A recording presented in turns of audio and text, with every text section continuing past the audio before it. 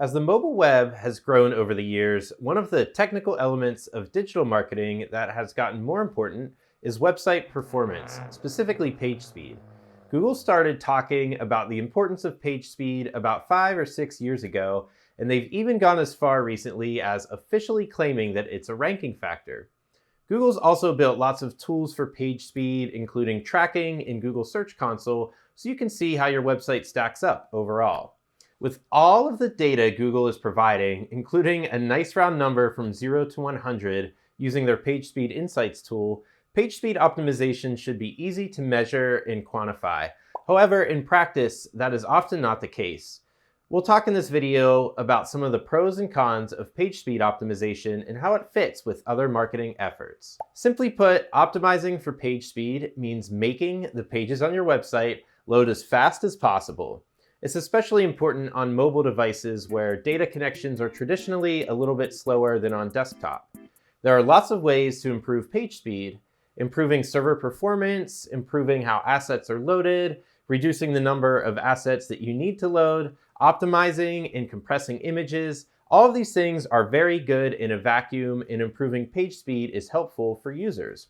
However, there are two important considerations to think through when you're focused on improving your page speed.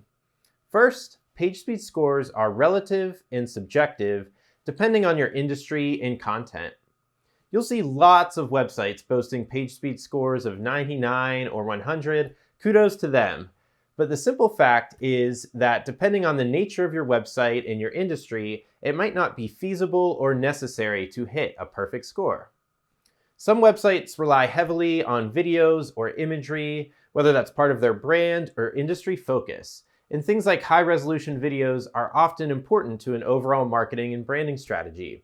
These companies are choosing brand experience over speed, which is completely acceptable. Other web pages might need a ton of interactive content to help solve a problem for users, maybe a tutorial or step-by-step process.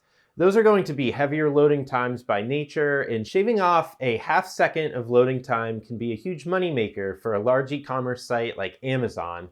But if you're giving people tips on flushing out a hot water heater, or you're a university that provides information about your degree programs to prospective students, shaving off that half a second from your load time isn't really critical to your business success. Yes, your page speed scores matter, but a slight increase or decrease isn't going to drastically impact your website's bottom line. Now, on to my next consideration. Page speed scores are often at odds with other marketing efforts.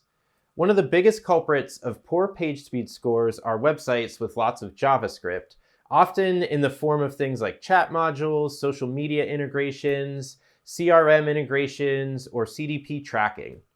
You want to be cautious with how you load those things, but none of those are bad by nature to have on your site. In fact, they're often mission critical for marketers. A lot of page speed tools will recommend that you remove JavaScript or load it in a way that may impact the ability of those integrations to function.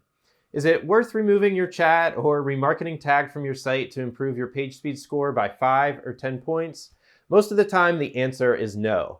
Again, it's important to look at these things and make sure they're loading efficiently, but even Google's own analytics code will increase loading time on a site, and we need to keep balance in mind when auditing and reviewing your page speed scores.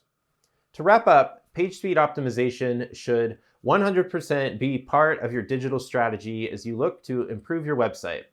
But if you're over-optimizing around page speed, you may end up negatively impacting your bottom line. There are a lot of factors to weigh when looking at improving page speed, so be sure to think through all of them and not get too focused on that nice round number from 0 to 100. Be sure to work with an expert that will walk you through all of those pros and cons of different approaches.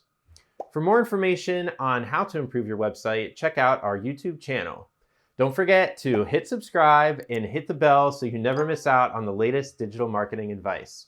If you want expert digital marketing advice sent directly to your email, also check out the link for Revenue Weekly, our newsletter, in this video's description. Thanks for tuning in.